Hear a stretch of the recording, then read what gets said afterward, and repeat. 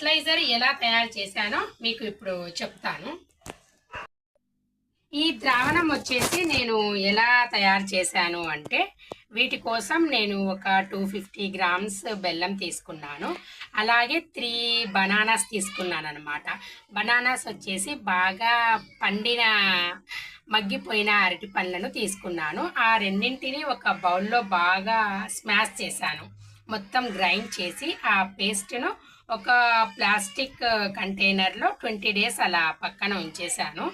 ఆ రెండు మిక్స్ చేసిన ద్రావణం వచ్చేసి నాకు ఈ మగ్గులో ఒక హాఫ్ పార్ట్ దాకా క్వాంటిటీ అయిందండి. ఇలా ఈ హాఫ్ పార్ట్ అయిన క్వాంటిటీకి నేను ఒక 15 లీటర్స్ వాటర్ యాడ్ చేశాను. మనము ఇలా తయారు చేసి పెట్టుకున్న ద్రావణాన్ని 20 డేస్ పక్కన పెట్టా అన్నాను కదా, ఆ ద్రావణాన్ని